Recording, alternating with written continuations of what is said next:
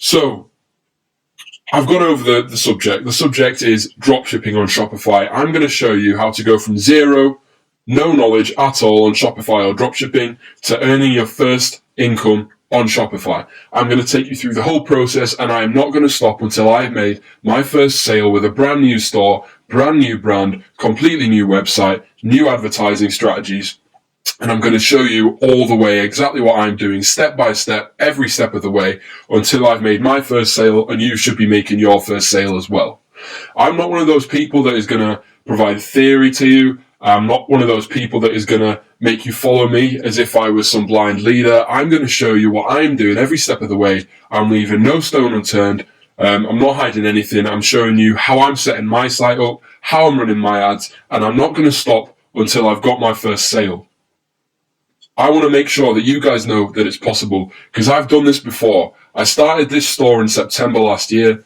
I started running ads on September the 13th, and within 2 weeks, I'd made my first £1,000 turnover day. And now I have actually scaled down, as you can see recently, for Chinese New Year. But, I've had very close to £2,000 days. I have had a £2,000 day. In November, we nearly hit a £3,000 day. It's insane. And I don't see any of the product I sell on this site. I don't have to deal with it. I dropship it. And you will find out what that means very, very shortly within the course.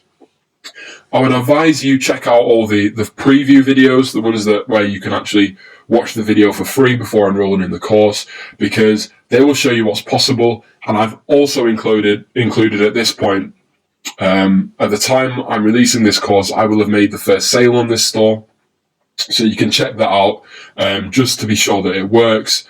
And honestly, there's no better time to be getting involved with dropshipping. You'll have heard of the rise of the digital nomad, which is basically someone who runs an online business. They can run it from anywhere. All they need is Wi-Fi and their laptop.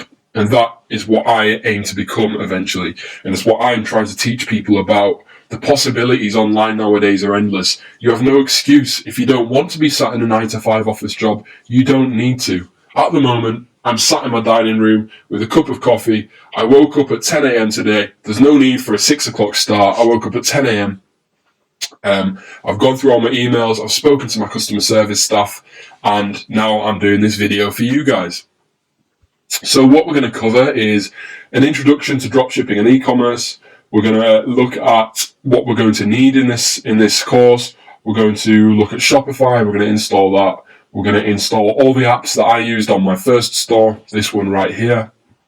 We're then going to look at some really, really deep stuff in Shopify that most people who charge, $1,000 upwards for a course, they don't even cover. We're going to look at some HTML and CSS changes. If you don't know how to code, don't worry. I didn't know how to code at the beginning of last year. I taught myself some basics, and I show you step by step how to edit the code, how to access the code. There's nothing to be worried about there. We install apps, as I said. We install the Facebook Pixel, Google Analytics. We look at branding. We look at importing products. We look at automating the importing and ordering process. What else do we look at? We look at cashback, how you can get cashback for free through this business. We look at how you guys can collect thousands of air miles per month so you can get free flights all over the globe through this business. We also look at Facebook advertising strategies, looking at website conversions, paid post engagements, which is best to use, how to use them, how to budget, how to create a winning ad. So we go through ad copy, ad imagery, how best to retarget our website visitors. Honestly, I can't even list what is included in this because I know I'm going to miss something out, because I've covered absolutely everything. The aim of this course is to be the most comprehensive step-by-step guide to Shopify dropshipping in existence. There are people charging, $1,000 upwards for courses that don't cover half of what I have covered in this course. I guarantee it. So if you're ready to begin, I'll hopefully see you on the inside of the course. And good luck. Right, before I dive in and we get started, I just want to quickly go over what the business model actually is. So it's in e-commerce, and e-commerce is basically selling stuff online in a broad sense. And its particular business model that I use, and that so many people that I know now and have met this year use, is drop shipping. You've probably heard of it before. And basically what it is you're able to sell products without actually seeing them or touching them or seeing them physically. You basically charge your retail price to your consumer. The consumer places their order, and you pass that order, as you can see in this image, to your supplier, and you pay a wholesale price, and then you basically keep the difference from the retail price minus the wholesale price. That's your profit, and the supplier will ship the item directly to the consumer. So you just pass on the order information and the address of your consumer to your supplier.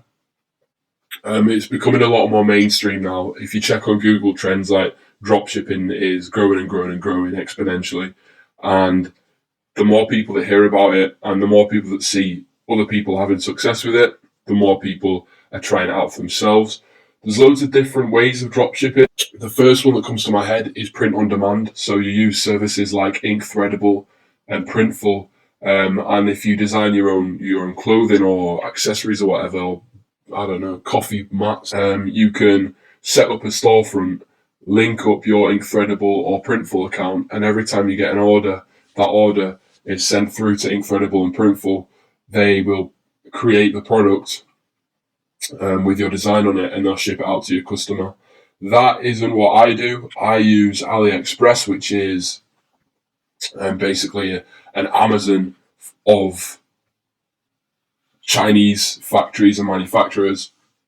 So that the majority of their sales are coming from people like me who run dropshipping businesses. So their minimum order quantity is 1. You can just order 1 unit, and it is a very good wholesale price anyway, even if you are just ordering 1 unit. So that's what I focus on, and that's what we'll be doing in these businesses that we're setting up. So before I move on, quickly go over to AliExpress and set up an account, and make sure your currency is in GBP. Set up an account, and also what you need to download or install, you need to download Chrome, and you need to download this extension, the Obolo AliExpress Product Importer extension. I'm going to show you what this extension you just installed actually does. What you need to do now is grab a pen and paper, or just open a Word document and start listing things that you think you might be able to sell, or a general niche that you want to enter, that you want your e-commerce store to be based on. A couple of pointers: avoid copyright protected and trademark protected goods, because there's a lot of counterfeit stuff on AliExpress that you need to watch out for. Aside from that, the obvious stuff is glass. Obviously, that's probably going to smash being shipped from China, so don't sell a glass product. I have been advised in the past not to sell electrical goods, but I've seen people do really well with, like, selling mini drones and things like that. What else? Phone cases, they are really, really good. You can get really targeted and laser focused with your advertising, which we will go on to later on, obviously. When you're thinking of what you want to sell or what niche you want to enter, the more specific it is, the better. One of the products that I've just thought of now that came to my mind, I've done a couple searches here, as you can see, a couple of ideas. I think for my second store, I'm going to be creating a boyfriend pillow store. A boyfriend pillow store. I'd advise you not to enter the same niche as anyone else in the group. I'd also advise you probably not to share what niche you're entering with anyone except myself, because the more competition, usually the less you're going to sell, obviously. But that's what I'm going to do, probably create a boyfriend pillow store. I don't mind you guys knowing what niche I'm going in, because I'm creating this second store just to show you that it's possible. But yeah, so I've done a couple of recent searches. All of these are quite good ideas. I've opened them in new tabs. So fitness leggings, these sell really well. The people that buy these are very dedicated to the sport, and they will invest in good quality gear that they like. You've got to also think when you're looking through these products, how am I going to target that to a customer? How do I sell that to a customer? What are the people that are going to buy this? What are they interested in? Because with our advertising campaigns later on, we are going to be using interests to really narrow down the targeting of our ad campaigns. And the more obvious, basically, I'll put it this way: the way to be successful is to put the right product in front of the right people. So if you can find a product that you know you can put in front of the right people, then you're onto a winner. So for example, this reminds me of, in fact, no, I can't do that because it's Wonder Woman, I think, that logo there. But I was going to say, like, Stars and Stripes, America, target Americans, target people interested in Captain America, and, you know, all the really patriotic Americans, stuff like that. These target people interested in astronomy, space, and fitness. It's just basically finding a way of intersecting two interests or professions.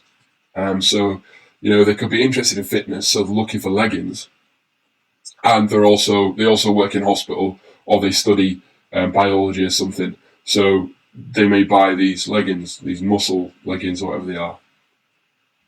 So, sorry, I'm not very good at explaining exactly what you need to be looking for here, but, you know, people that are interested in fitness, that like peacocks, you can target that on Facebook. It sounds stupid, but you can target that on Facebook with your ad campaigns. A bit easier. I saw a site selling these things. It sold on Flipper the other day for, I think it was $1,000 in the end. And they were selling these. They hadn't, I think they'd sold like 4 or 5, so I'm not sure how it went for £1,000, but it did. Selling to new mums or dads or pet owners is the easiest people to sell to, apparently. I haven't tried it myself. I may try it with my second store if I don't go down the boyfriend pillow route. Yeah, apparently these are the easiest people to sell to because they're very motivated, because they're so passionate about their baby or their pet, obviously, and they're in the state of mind where they want to treat them and they want to look after them. So put a product in front of them that they like and they're probably going to buy it. What's this? This is some really, really weird dog leads. I don't know. And again, some more dog leads that you could target women with quite easily. So yeah, as I said, just have a look around AliExpress with a pen and paper and jot down what niche you want your brand to be in, what niche you want to be in yourself, and the possibilities are endless really on AliExpress. You know, you can go into VR, you can sell VR headsets, you can sell phone cases, you can sell baby accessories, you can sell coats, you can sell whatever that is. You can sell portable phone chargers. Like, it's just have a look around, see what takes your fancy, and probably once you've thought of an idea, let me know. Give me a message, and if I don't think it's probably going to work, I'll tell you. This is quite good. Colourful kitchen tools. I did think of going into a similar niche myself with my first site. Some really funky stuff that you can sell, and the more unique it is, probably the easier it's going to stand out in your advertisements. Probably don't sell knives though, or any sharp things. I mean, I have seen people getting away with it. Something. There was bicycle pizza cutter. Everyone loves pizza, so if you can find anything to do with pizza, if you can create a pizza store, then you might be a millionaire. Like, these are absolutely stupid, but pretty cool. And I can see, you know, fitness enthusiasts, people that like to go cycling, but also proper love a pizza. So pretty much anyone that cycles. I can see these selling well. It's just a matter of whether they'd actually get through customs or not. I probably shy away from selling stuff with like sharp edges because customs are very tight at the moment.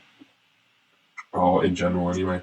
But yeah, so have a look around, just search for some random stuff, and hopefully you'll stumble upon something that you're really passionate about. You think that you could sell yourself. The way we will be selling stuff is through advertising campaigns on Facebook. So it's worth having a quick read about what you can target on Facebook. I have got a document that I'll post in the group about how you can actually target these campaigns and how laser focused it can be, and how it can be. So yeah, as I said, have a look around. Do make sure that you've got your Oblo extension enabled and it has these settings. We don't want to be selling anything on our store that doesn't use ePacket, particularly China Post registered mail, because it takes about 40-50 days to arrive, and you do not want the headache of customers ringing you emailing you like, where's my parcel, I want a refund, opening disputes, filing chargebacks, because it gets expensive. So yeah, make sure you have ePacket selected. Country doesn't really matter, because if you only want to sell to one country, obviously select that country. But for me, I know I'm going to be targeting multiple countries, so I'll just leave it at the UK. Currency GBP, obviously, though, it doesn't really matter. GBP just gives you a better sense of how much this is going to cost you to sell per unit. Hide items without this option. Definitely do that, because you don't want to be interested in anything that doesn't have ePacket. So by enabling this option here, this listing is going to disappear when I click update settings. Or it should do. Come on.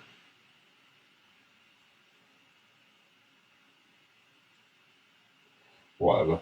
But yeah, basically you have your unit price here, and it says free shipping, but be wary, that's usually for China Post registered airmail.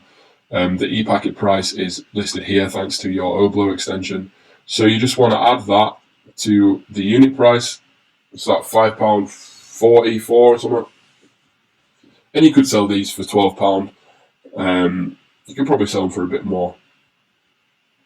So just add up the ePacket shipping costs and the unit price, and think about your markup. I've been advised around a 30% markup, but for me, I don't know why, but I prefer 100% markup, just because it's a round number and you know that you're making a decent profit per sale. You want it to be worth your time, worthwhile for yourself. So anyway, have a look. Have a look at the Facebook targeting and interests PDF that I'll post in the Facebook group. Other than that, give me a shout once you've decided on a niche you want to enter or what you want to sell. Now that you've picked your niche, if you haven't told me, that's fine. You don't have to tell me. I just thought, you might appreciate a bit of guidance or some opinion on whether it's doable, whether it's a good idea. My favourite thing to do is find novelty products, because I think they're amazing and they're just funny and people talk about them and word of mouth travels, and it's just, I'm excited. Okay, I'm excited about my site and my brand because I've got a really good feeling about it. I've quickly done a trademark search, I've done a Google keyword search, and that's what we're going to cover in this video. So now that you've got your niche, now that you know what product you want to sell, you have to think of a brand name and a domain name. And your domain name is going to be incredibly important in your search engine optimization. And I'll be honest, when I first started when I started my first store, I never expected to be ranking so highly in Google for the keywords that I am doing. In the UK, fair enough, I'm not very high in the Google rankings. I think I'm on page 2. In Germany, I'm number 3 on Google. And I get so much free traffic from Google and sales from Google now that even if I turned off my ads, I'd probably still turn a profit every day. I mean, it'd be a small profit, but I could literally, tomorrow, turn off my ads and have this store churning out money without me paying any money in ads to get traffic. I'd still be making a profit. And looking back at what I did right without knowing I'd done it right was definitely my domain name, because that is incredibly important, because that's one of the key factors when it comes to ranking your site on Google. For example, I'll show you this, okay?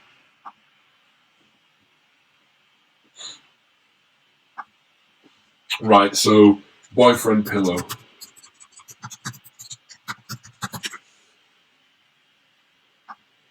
Obviously, Amazon is absolutely massive. It's got so much authority. It's going to rank first. There's no doubt about it. But you go down. You got eBay, Deluxe Comfort boyfriend pillow. It's got it in the link, boyfriend pillow. I guess these guys sell all sorts of different comforters and pillows and whatnot. But you go down, and this is one I found earlier, boyfriendpillow.com.au. They may be a massive site. You might see that link and think, okay, these are big business. I looked on the website and I'm pretty sure they're just doing what we do. Hang on, let's look at this Deluxe Comfort first. Now, yeah, I mean, this looks like a dropshipping storefront. I do not like the site at all. No offense if you're watching, I doubt it. I don't like that site. I do like this site. It uses a lot of the things that we'll be using, and I'm pretty sure that this is hosted on WooCommerce, on WordPress. It may be on Shopify, but I don't think it is. But I checked out the Facebook and the Instagram of these guys, because this is going to be one of my competitors to an extent, although they only ship to Australia. But I've looked at their blog. They have no blog posts or anything like that, really. I looked at their Instagram. They started about 40 weeks ago. I've looked at the Facebook. It's pretty good. They've got some good advertisements, but I know that I can do better. And I know that this is going to sell, because they've got an app that we'll be using that pops up when someone has sold something. Like 3 hours ago, someone bought this, and it's going to pop up again in a second. They're getting sales every day, I'll put it that way, and they're just based in Australia. You don't have to do any competitor research, but I just wanted to show you how you can rank highly on Google. This is a first page one ranking for someone dropshipping using AliExpress, I'm pretty sure. Well, selling products from AliExpress anyway. And they're ranking on the first page of Google. So it just shows you don't have to be one of the big dogs to get free traffic from Google. But what is important is your domain name in this ranking algorithm.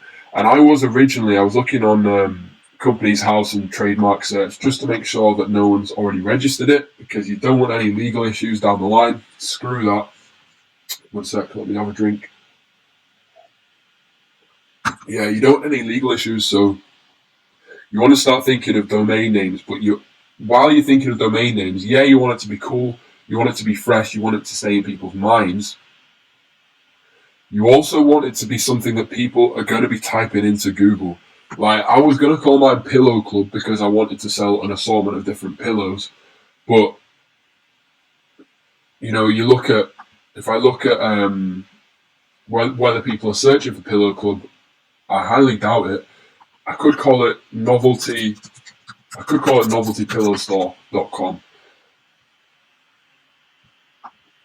I don't think there'll be a trademark registered for Novelty Pillow Store.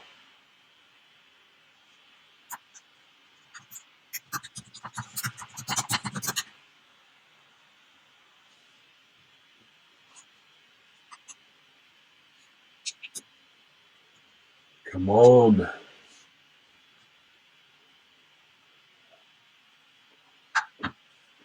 Right, okay, whatever. It's taken ages. Here we go. No trademarks matching your search. So I could call it noveltypillowstore.com. And then I could go to the Google Keyword Planner. Got it open already.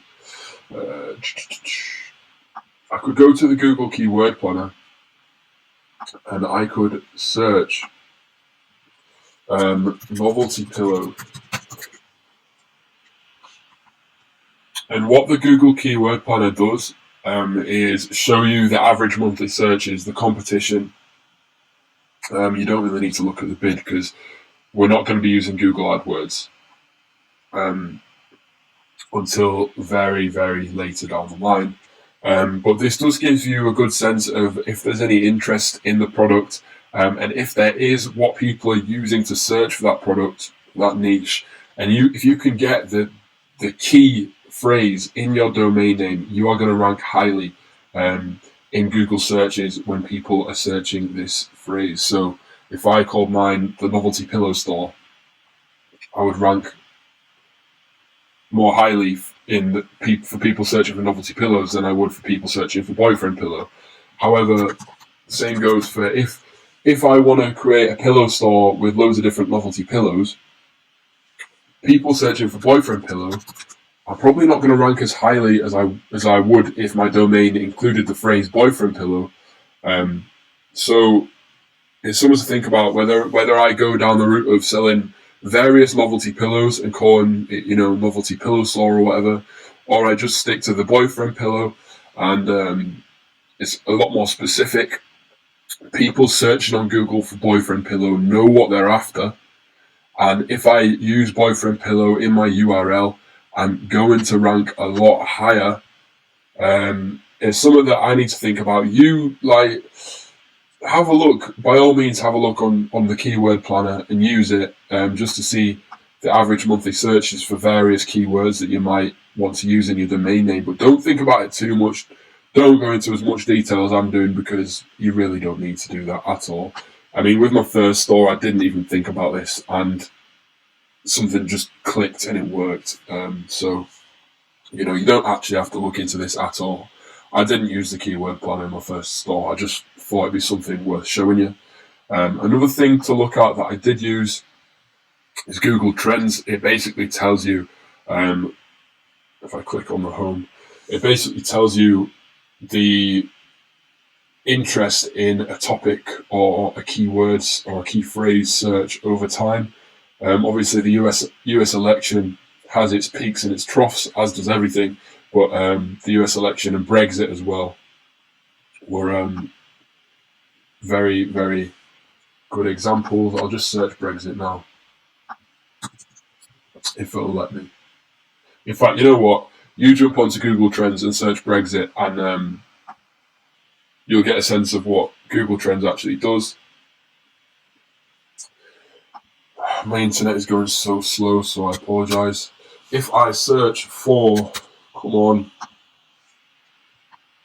boyfriend pillow, I did this about an hour ago. What it will show you is actually it's a dying trend. The trend has already hit its peak, and now people aren't as interested, and the interest is dying over time. It was 2013 that this was a really big product, a really mainstream search, as you can see. And over Christmas, you always get a peak of searches because people are in a buying mood. But the average I'd say is about around here, around 60 for 2012, 2013, and it just goes down and down and down. And as you can see now, the interest is 40 in December 2016.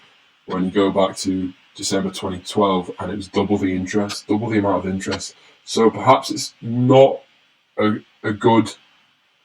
It's not the best niche to go into. It's not the best product to sell because the interest is dying down now. So then I thought, that is why I thought about maybe creating a novelty pillow store selling all sorts of different pillows. So I thought of pizza pillows, donut pillows. They're all available on AliExpress. And as you can see, the interest for these is climbing. I'm not sure why, but it is. So I can't complain at that. So this is perhaps a good product to jump into and sell. I think the same goes for the donut pillow. People's interest in donut pillows is apparently growing as well. I don't know if look at that. I don't know if your interest in donut pillows has increased from 2012 to 2016, but apparently it has for the rest of humanity. So there you go. So Google Trends is a good thing to look at for different niches to go into and for different products. So yeah, I thought I'd show you that. It's not necessary at all, but I figured I'd show you that. What is necessary is to search, once you've thought of a domain name, to search the keyword on gov.uk's trademark search. It's not available at the moment, but you just click keyword, phrase, or image, type in the domain name that you ideally want to use, or the brand name you want to use. If it's not taken, happy days. If it is taken, search for another, maybe add store to the end of it or something like that, and you should be all right. Company check, you can check if there's any companies registered with the name, but you don't really have to do that. It's more just checking trademarks. So yeah, sorry about the long video. I hope that the Google Trends tool is something new to you, something that's going to help you a lot. And I hope that you're excited about your niche and getting your store up and running. I know I am after looking at Google Trends. I know that this is a really, really good niche to jump into. I'm excited about it because it's completely new to me. I might fail, but I'm pretty sure I'm not gonna, so we'll see. If you want to keep everything separate, I'd advise you set up a new email address. It can be on a free email address for now. I've just registered a new Outlook email address. If you do the same, that would be great. First of all, what we're going to do in this part is actually set up the store. It's going to be a lot of videos because I'm going to go through absolutely everything from actually registering your domain name, syncing that with Shopify, how to save money on a domain name, designing your store, optimizing it for conversions, adding apps, and a whole lot of other things. And it's going to take a lot of videos for me to get through this, but this is probably the most exciting part of the course until it comes to actually seeing money in your bank, because this is you actually creating your brand, creating your asset, and this is something that you're going to be able to have valued in a couple of months, and you can sell it if you want in a couple of months. It's entirely up to you, but anyway, I think this is the most exciting part, so let's get started. The first thing you're going to want to do is install this app for Chrome. Make sure you're on Chrome. And click on the link I've provided in the Facebook group. It's called Honey. Basically what it does is automatically apply discount codes to websites you're browsing. So this is going to save you a lot of money when buying domain names and things like that, because it's automatically going to scan the website and find you the best deal and automatically apply it. So rather than paying £8 for a domain name, you might get it for 99p. And I know we're all bootstrapping these startups. We're all watching our pennies. So this is a brilliant app brilliant extension to install, not just for business purposes, but for personal too. If you're shopping on Amazon or ASOS or something, Honey will apply discount codes where it can, which is pretty useful. So once you've installed this, it's then time to buy a domain name. So I provided links to Namecheap and GoDaddy. I use GoDaddy because it's the one I use the most. I have used Namecheap before, but it didn't really go well for me. So I'm going to stick to GoDaddy. It's up to you which you use. But again, I provided links. I would advise using GoDaddy. That's my personal preference. Right, so we're on GoDaddy now. And we need to start searching for a domain name that we want to use. Obviously, I'm doing a pillow store. This is one that I was going to set up. I didn't actually go ahead and do it. This was a few months ago. So let's have a think.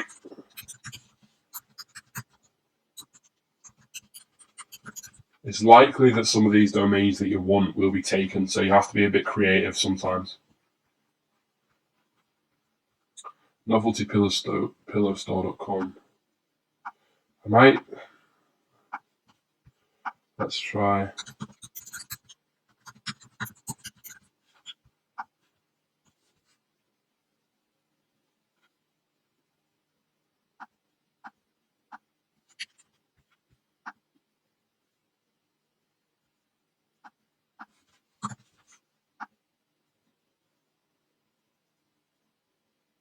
Boyfriendpillowuk.com, novelty pillows.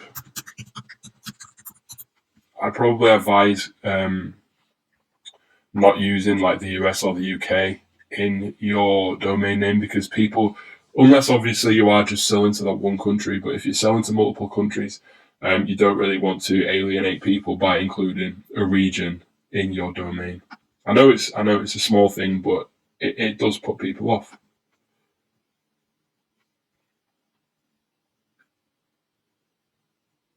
Wow, £203. I'll probably not go for that one.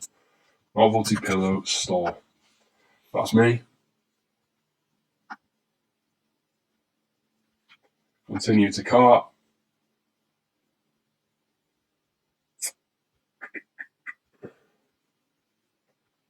You don't need any of this stuff. You can get privacy protection if you want. I am not bothered really.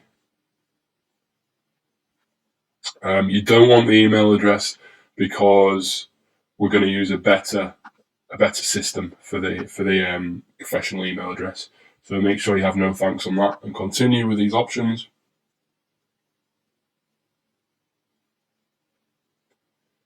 And you got to be careful here because the term's 2 years.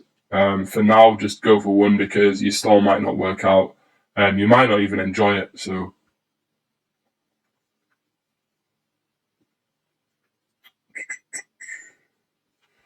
just going to click save money, and Honey is going to do its thing and test out some discount codes.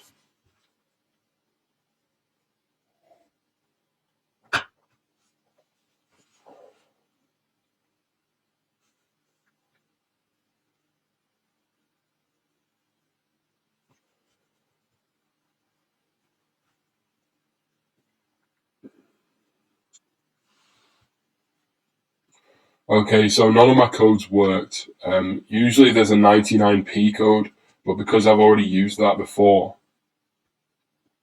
it's not going to let me do it again. In fact, let me just check promos.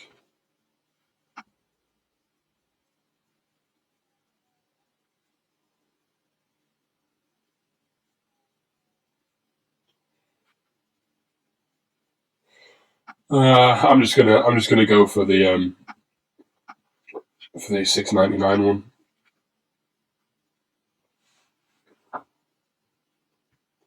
We know there's no discounts. Proceed to checkout. So I'm going to buy this now. You do the same, and once you've got a domain name, head over to the next video where we will be signing up for Shopify, and we will do all sorts of stuff, including connecting our GoDaddy domain name to our Shopify store. So now that you've bought your domain name, I'll just show you mine. I'm on GoDaddy now. I just thought I'd show you my domain name. Once you've bought it, it will say like setting up your domain or something like that. Once it's ready, it'll just say it's just sitting there, put it to work or something like that. So that's what we'll be doing in the next few videos. So you want to head over to the Shopify Startups Facebook group, where I will be posting a lot of content and videos, as you already know.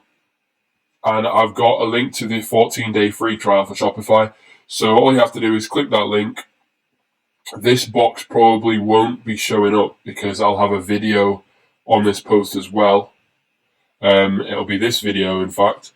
So all you have to do is click that link there, and you'll be taken to a 14-day free trial, no risk, no credit card required for Shopify. So enter your email address. You can do this. You can put in your personal email address, or if you did set up a new email address to keep everything separate, as I suggested in the previous video, you can use that, which is what I did. And then you click get started. So I'm going to type in my email address now and then click get started, and you do pause the video and you do the same. Right, so when you click get started, you'll be taken onto this page here. And all you do is choose a password and a store name.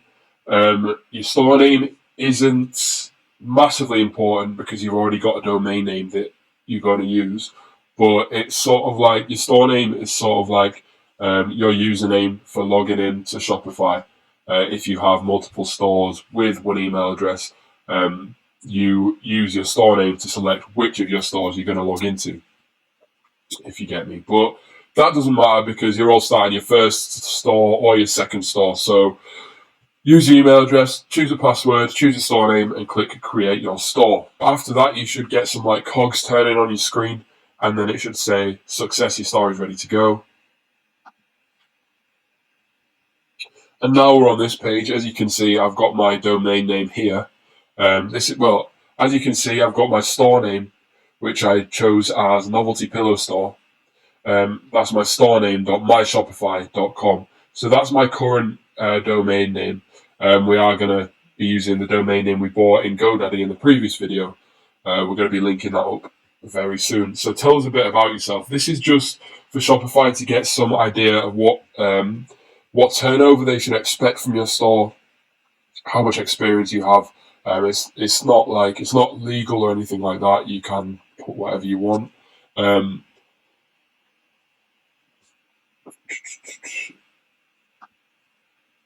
Like I already sell with Shopify, but there's no option for it, so I'll put I sell with a different system. How much revenue does your business currently make in a year? I'm just getting started. In fact, I should probably select that one.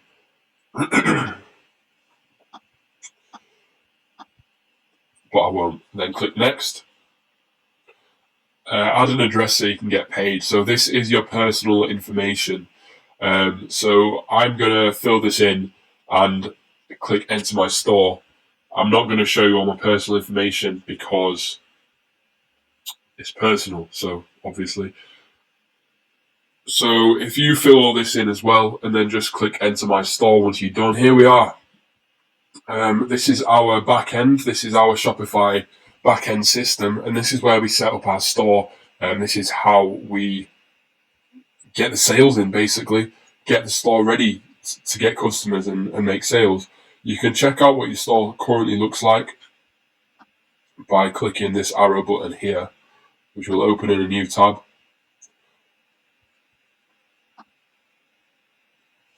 So this is what mine looks like at the moment.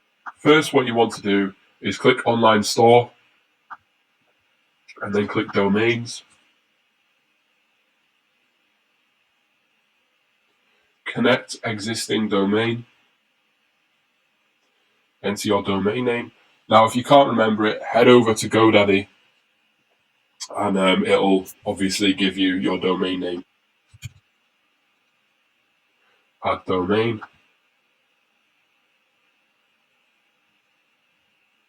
To connect this domain to your store, you need to log into GoDaddy. Once logged in, your DNS settings will be modified and your domain will connect instantly. Connect automatically.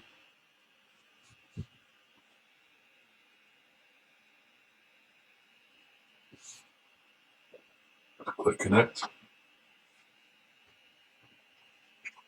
Brilliant, success. Close window. It's just loading. Awesome. So that is sorted. SSL is pending. Your SSL certificate will be validated and applied to your store within 48 hours. You will get an SSL certificate because I'm pretty sure all Shopify stores do get an SSL certificate. I don't even know what it is. It just sounds impressive. So yeah, if I click this now,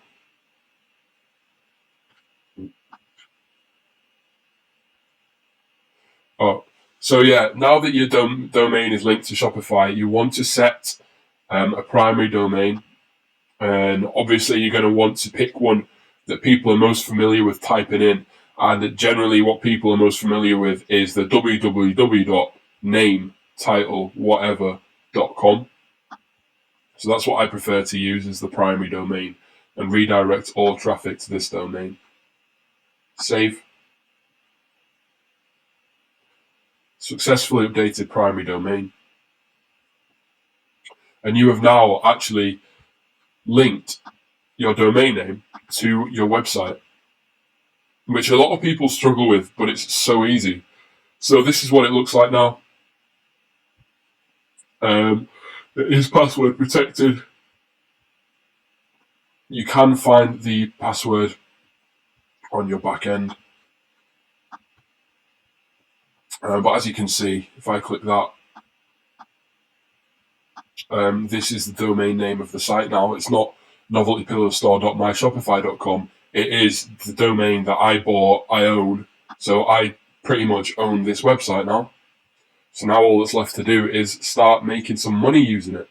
So in the next videos, we're going to go through the back end of Shopify. We're going to start adding all of our apps. We're going to start designing the site. We're going to add the products, and we're going to get cracking, really. This is the fun bit. Now that our trials have actually started, I'm going to try and get through as much content as I possibly can, so that you can get your store up and running, get it ready for conversions, optimized for conversions, get some ads running, and start making money as quickly as possible, so that hopefully by the end of your Shopify free trial, so in 14 days time, you should hopefully have made enough profit to cover actually paying for the service, as well as paying for the apps and email systems and email opt-ins that we're going to be using. So in this video, we will go through the boring bit, which is editing all the settings and like the business stuff, the business side of things. If you aren't registered with your country's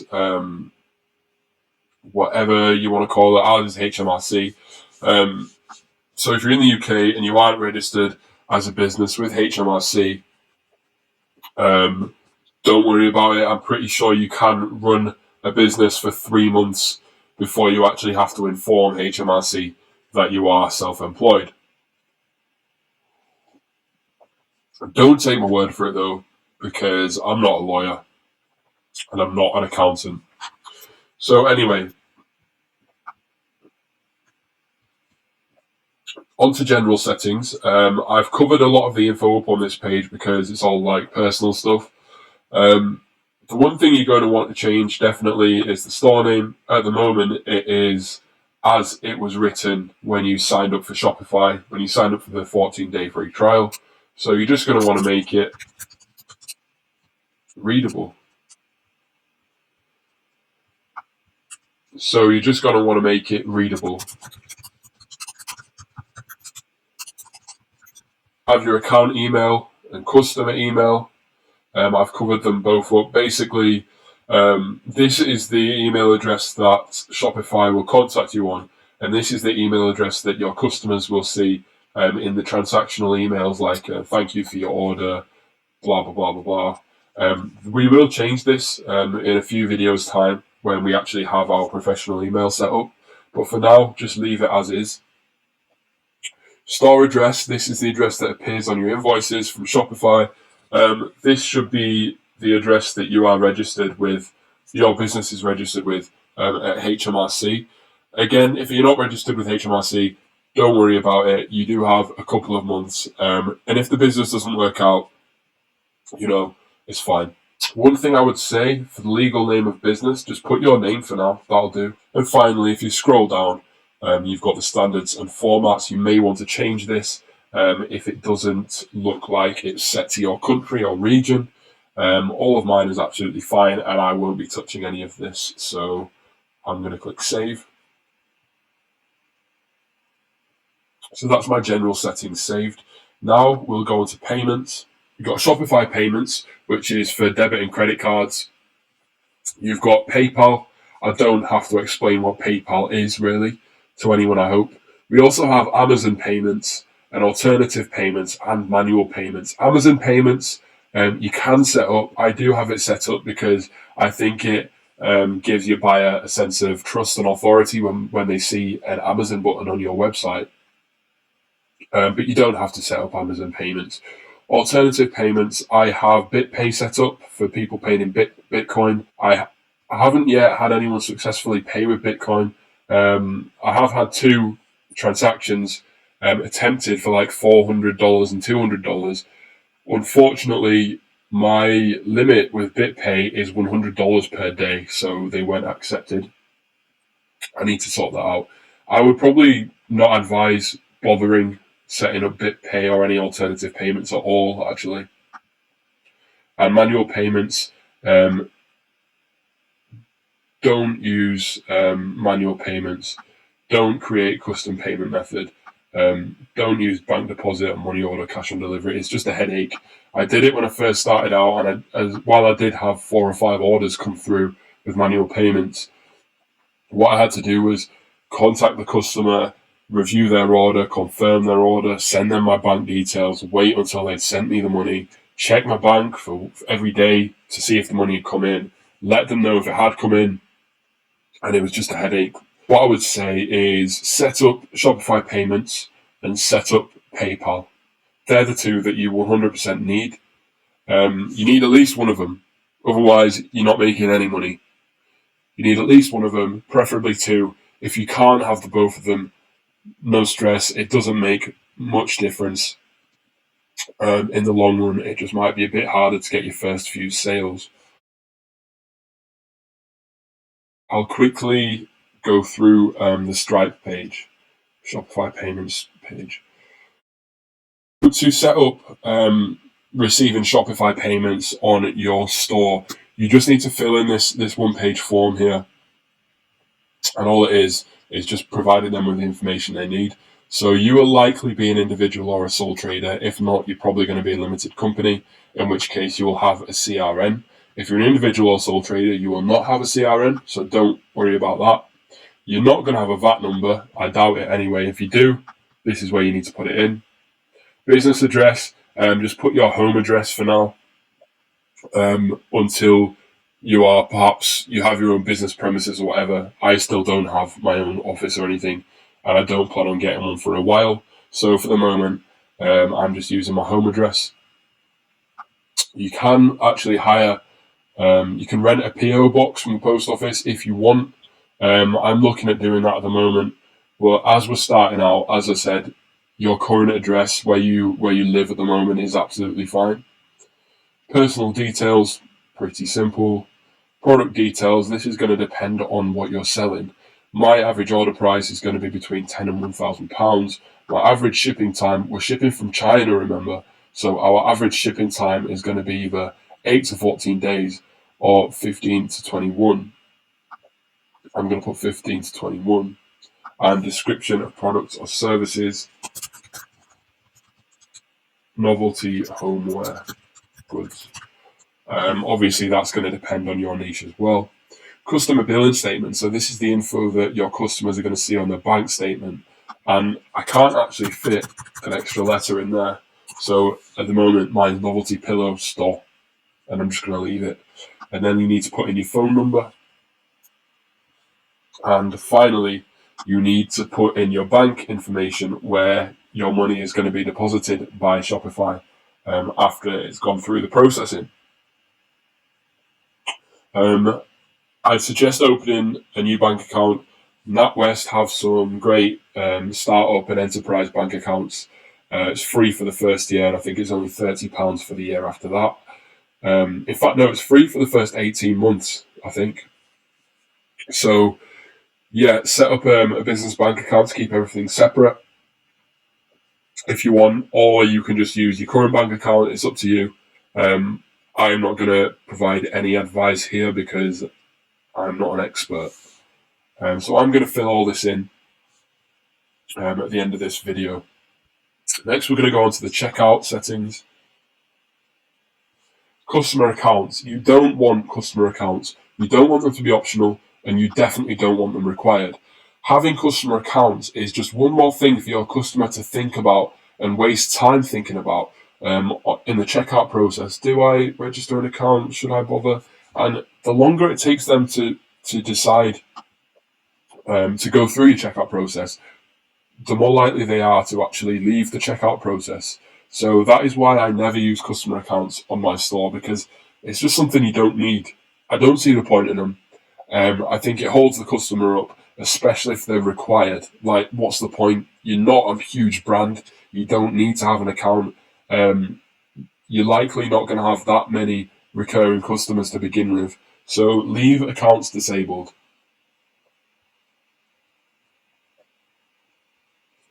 Require, this doesn't really make a difference. I'm just going to leave it as last name. Company name, hidden. This is the checkout form. So when the customer's putting their details in on checkout, these are the details you're asking for. Company name, hidden. Like, you're not selling to companies. You're not targeting companies. Address line 2, optional. Phone number, hidden. If you're asking for people's phone number, you can do if you want. I wouldn't put it as a requirement, but you can put optional. But I prefer it to be hidden because I just think it's a bit too invasive for someone who's never heard of your store before. They're probably going to be put off by you asking for their phone number, and they might leave the site instead of actually completing their order. So that's why I put hidden. Order processing. Change how your store responds to checkout and order events. While the customer is checking out, use the shipping address as the billing address by default. Absolutely, this increases conversions. It's been actually proven by studies. If you can autofill parts of forms for customers, they're more likely to make a purchase and complete the checkout process. You can require a confirmation step. I did not have this enabled on my first store until about a month ago. I think it's a good idea for customers to review the order details, but often they may review it and change their mind, and they may then leave the checkout process. But then again, it's a double-edged sword because they may put the wrong shipping address, and then they might contact you via your customer service email, and you've got to change the order, and it could become a bit of a headache. So I'm actually going to require a confirmation step. By default, the customer agrees to receive promotional emails because, as you will have heard, if you're interested in email marketing and, internet marketing in general, everyone says the money's in the list. In this case, the money isn't in the list. There is some money in the list, but not all your money is going to come from your email marketing. I think 5% of my sales come from my email marketing. But yeah, make sure customer agrees to receive promotional emails by default. After an order has been paid, do not automatically fulfill any of the order's line items. After an order has been fulfilled and paid, that's up to you. I always leave it unchecked. Your store's checkout is displayed in English. Obviously, I'm leaving that. Refund policy, privacy policy, terms of service, we will get onto. In fact, what you can do is just click generate, and we will have to go and edit these slightly later down the line once we've got our email addresses, because if I just Command and F and type in Outlook, as you can see, it's using my Outlook email address that I signed up to Shopify with. I've hidden the actual the bit that I chose as the email address, but as you can see, it's using my Outlook address. So once we've got a professional email address, we need to come back into this page and these policies, and we need to remove this email address and replace it with our professional business email address. It's up to you what your refund policy is. I usually go for 28 days, but we'll go on to this later. So just click save once you've generated these policies. These are a requirement, by the way. You absolutely have to have these on. Don't leave them blank. I'll scroll down to zones and rates, and what I would suggest, loads of people do this differently. Obviously, there's the free plus shipping model that a lot of people follow, but I don't like that. I like to offer standard free shipping on all of my orders. So we will set that up now.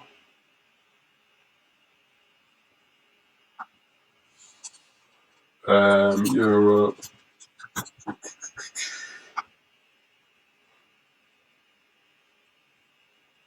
This is where you can ship to is gonna depend on your supplier. and you may have to edit this in future.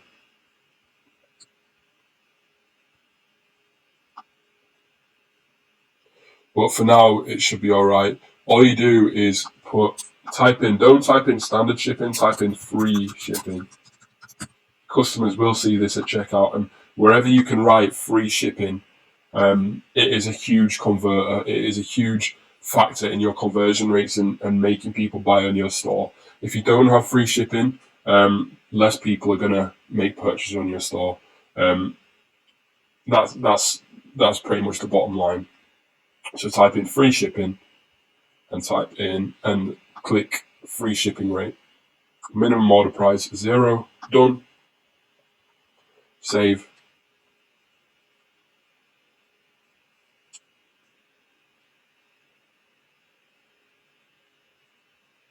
So that's Europe done. You want to edit your domestic.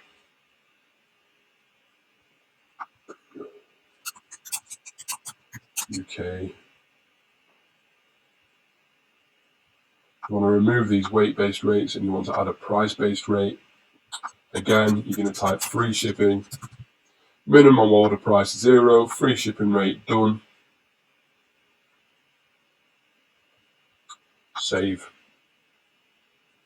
Now we're back to zones and rates again. Add shipping zone. I should mention that a lot of the e-com experts, well, a lot of people I see online only ship to the UK, US, Canada, Australia. Where else? I think that's about it. I think that's most people just target those four main areas. So it's up to you where you target, and it will largely depend on where you can ship to using ePacket. So I would later down the line contact our supplier. I'll cover that later. But for now, you just want to make sure you've included the UK, the US, Canada, and Australia, and that should be enough, really. So you can actually, rather than adding the Europe and adding the UK, you can just type in Canada, Australia, because these are generally the places that ePacket will go to, that you can ship to with ePacket. So you can just type in zone name, Canada, Australia, UK, US, add countries, add these countries. Already in another shipping zone. My mistake.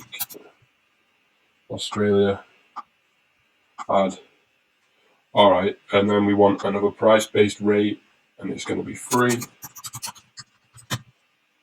Free shipping rate. Done. Save.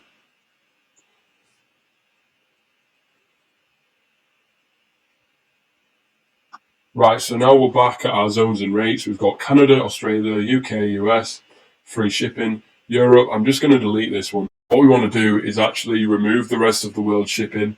And actually we'll remove Europe as well, because we don't actually know. Just click delete zone, delete shipping zone. We don't actually know whether our supplier is willing to ship and can ship with ePacket to these zones yet. So for now, just have Canada, Australia, the UK, and the US, because generally they're the places that ePacket, they're the places that your supplier will ship with ePacket to. So you've got the UK, you've got Australia, Canada, the US, all free shipping, all sorted. So that's a bit of a headache, but that's done. And you don't have to worry about anything else on this page. Onto taxes. Taxes are included in my price. I'm not going to cover any of this because I don't actually know much about taxes myself. And you better, if you do grow big and you grow massive, you'll end up getting an accountant and they can help you with all this. I'm actually going to finish this video here, and we'll go through notifications, files, sales channels, and account in the next video. I'm just a bit conscious of how long this one's gone on, so yeah, we'll call it a day with this video. Right, sorry about the really long video previously. I mean, that is long, and I'm sure you're going to get bored, but it's really important that you do what is in the previous video, so I'm going to be as quick as possible with this one. Onto the notification settings, email templates. These are emails that automatically get sent out. They're called transactional emails, and these are really good for getting repeat customers, especially the order confirmation email. So click that, and all you're going to type in is something like, we'll notify, thank you for your purchase, we're getting ready to notify.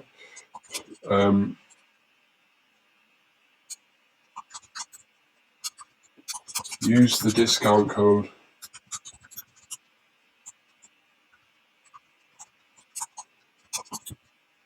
back again for 10% off your next order.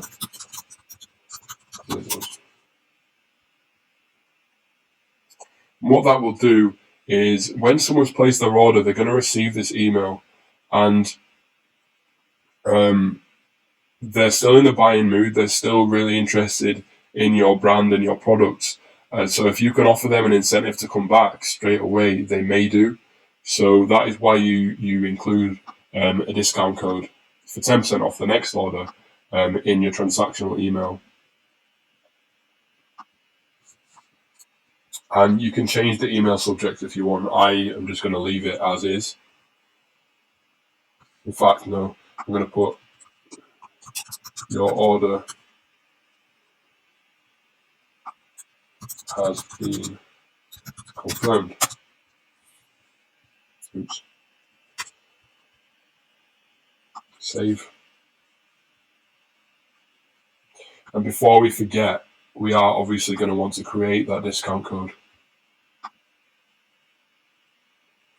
So you just click on the discounts thing here, and click create discount in the top right, then type in whatever discount code you included in your transactional email. 10% off all orders, unlimited. Limit per customer.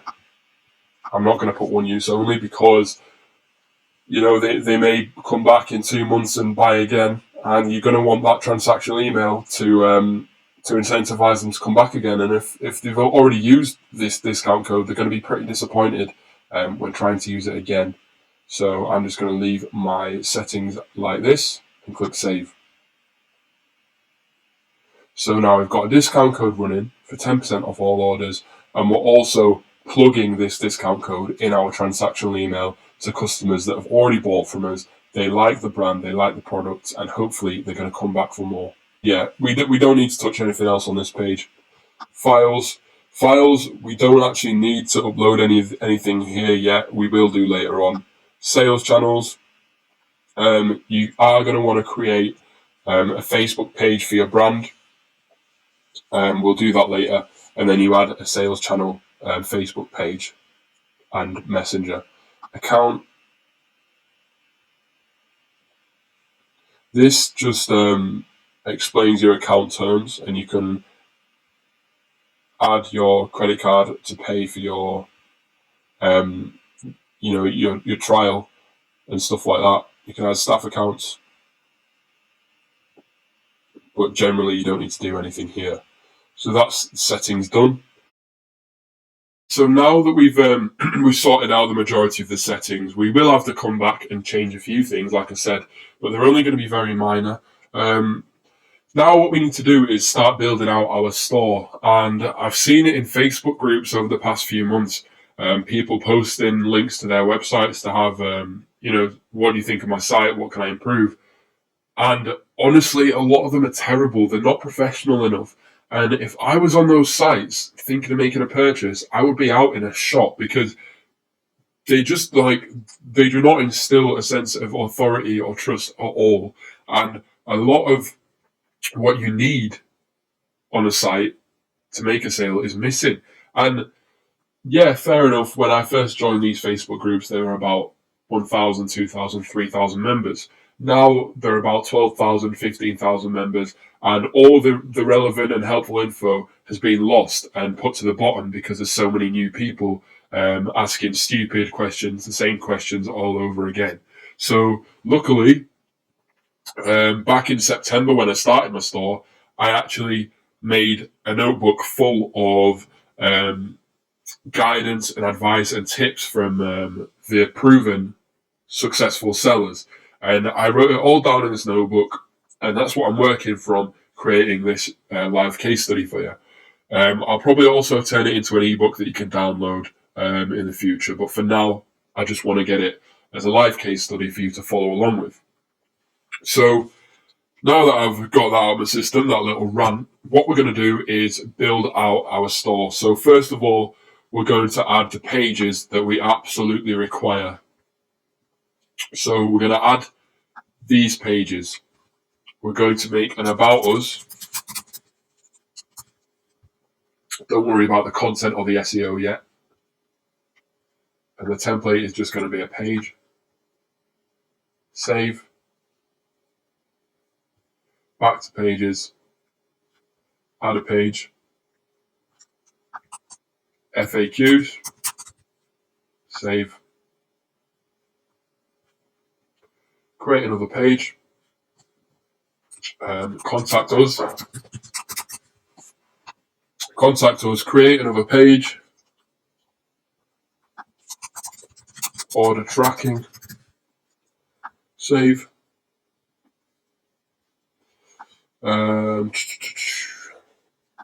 Shipping and delivery.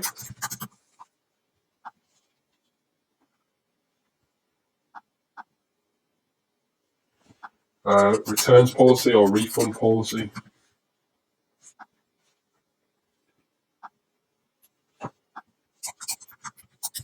Privacy policy. And finally, terms of service. These are the pages that you absolutely need to have in your navigation on your store. So now we're going to add these pages to our store's navigation. Necessary pages, you are going to want to add them to your navigation. So if you didn't click the link that came up here somewhere on the pages page on the last video, you can just click online store and navigation, and you'll be taken to the menus. And this is where you basically sort out your navigation bars on your website. The main menu is usually, for the simple theme that I'm probably going to use, is the sidebar, and the footer menu is obviously down in the bottom. So this is how I like to set up my navigations. I clicked main menu, and you're just going to add 4 menu items. And you're going to type in whatever you want the link to say. And then you're going to click page, and you're going to select the About Us page. Then you're going to do the same for FAQs. Contact us.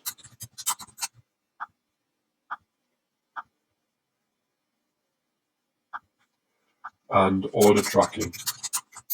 Obviously, these pages are all blank at the moment, but we will be working on them. So you save that menu, and then you want to go back to navigation, and in the footer menu, you don't really want search. You want to add 1, 2, 3, 4, 5, 6, 7. You want to add 7 menu items, and these are going to be FAQs, contact us,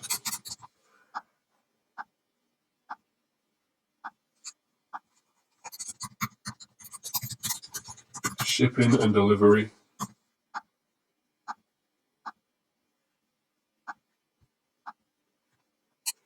order tracking,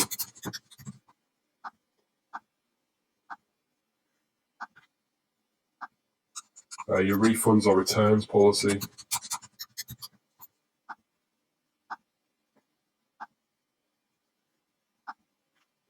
the privacy policy,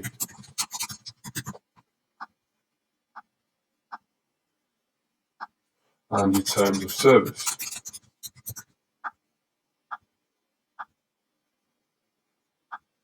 and save that menu too. So that's the basics of your navigation setup.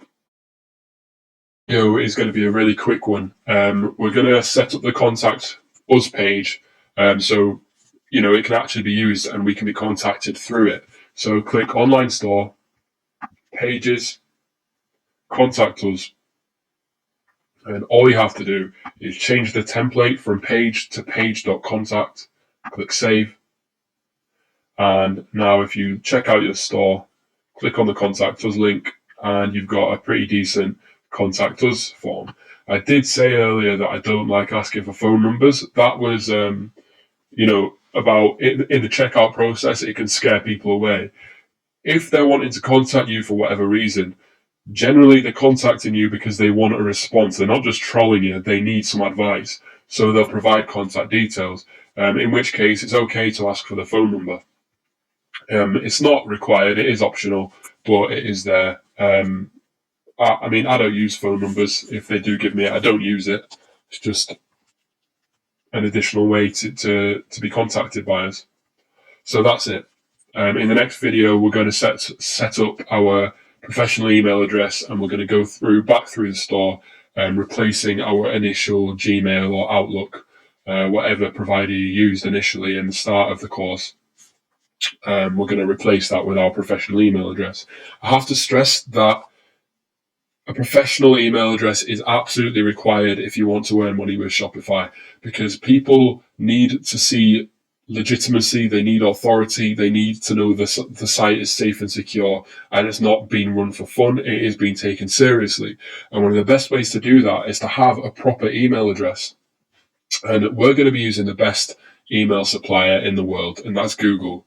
We're not using a Gmail address though. Google have a suite called G Suite, and it's for professionals and businesses. And we can easily and quickly hook up a new professional email address using G Suite, as long as we have our own domain names, which we all now do because we purchased one each in the beginning of these videos. Okay, so like I said, we're now going to be setting up our new professional email address. I found a 14-day free trial actually with G Suite. So I provided the link, just click it. This little box won't show up because there will be a video in its place instead. So instead, just click this link. So here we are, G Suite, start a free trial. All the tools in G Suite are £3.30 per user per month. With my first store, I initially just signed up one email address. I now have 3 email addresses. I have an info at, a marketing at, and an Adam at. Generally, most of my customer inquiries go to my info at email address. Partnerships and press and affiliates and all that go to my marketing at email address, and my Adam at email address is for wholesale inquiries and anything else that nobody else in my team can deal with. Anyway, so click the link and click Start Free Trial. Just type in the details here. I'm going to quickly do this and pause the video while I do it. Okay, so now we're on page 2, where you're asked to supply your own domain or buy a new domain. Obviously, we've already got our domain names, I hope, if you're following along and doing it step by step with me. So you click Use the domain name that I already purchased, and you just type in the domain name. Mine was noveltypillowstore.com.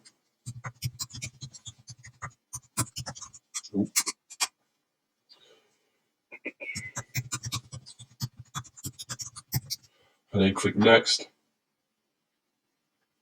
Choose your username. So I would suggest the first one that you register. You probably will need to register more as you scale your business up and hire help and assistance. But for now, I would either go for info or sales or help. I'm going to go for info.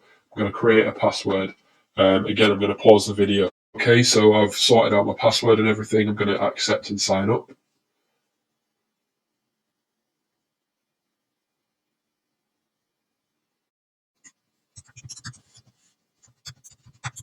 So you'll be taken to the Gmail login, and this time, rather than using an @gmail.com email address as you usually would, you can now log in to Gmail with your new fancy business email address.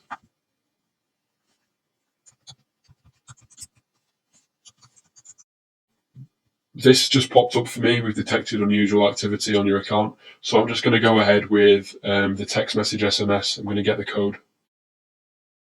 So no, if you have that issue as well, where you have to put in a verification code and you get an SMS from Google, the SMS will usually start with G dash and then 6 numbers. Don't type in the G dash. All they want is the 6 numbers. And you should be fine. You should be onto the acceptance thing, click accept, and here we are.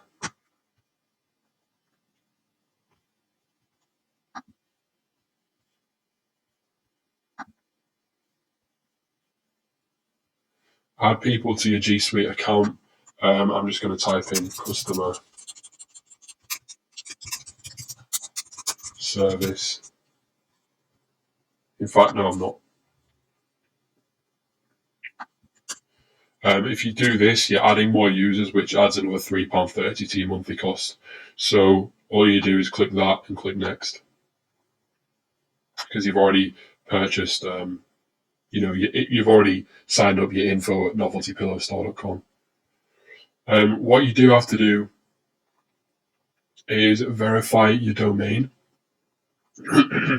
What you do have to do is verify that you own the domain that you've set up the email with, which is very simple. Just click verify.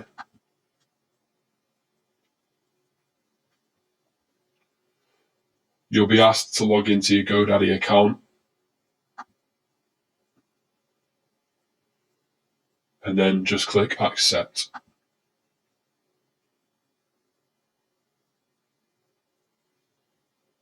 And it's just verifying. It might take a few minutes, but after that, it should all be sweet. So I'm going to pause the video. Okay, so as you can see, you've successfully switched your email to G Suite. All emails sent to noveltypillowstore.com are now routed to your G Suite account.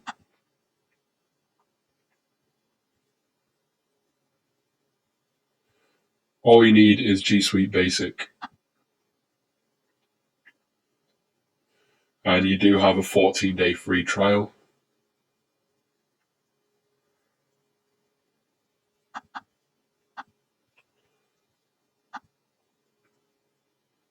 Domain is verified successfully. I'm not going to go into all this admin console thing. All you have to do is click this grid here and click mail, and you'll be taken to the inbox.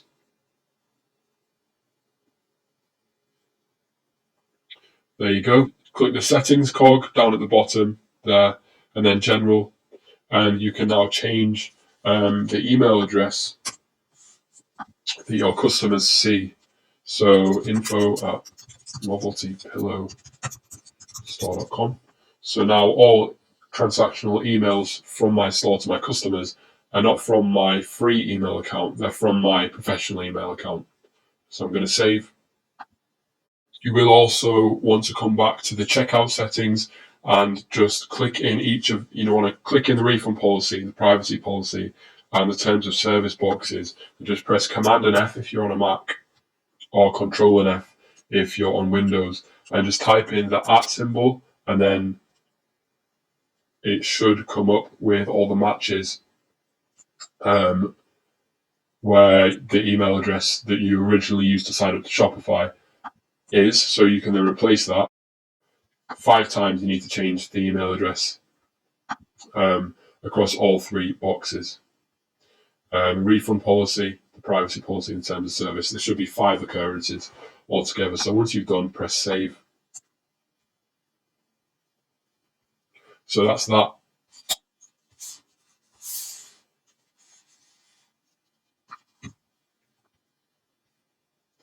So that's that. You've now got your own professional email address, and you've also changed all the times that the original free email address was used to the new business email address, which will give your customers a whole great deal of confidence while visiting and browsing your store.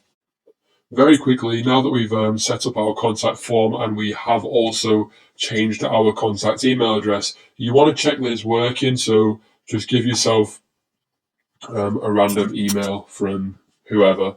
I think the email address can just be fake. This is the tester. Send.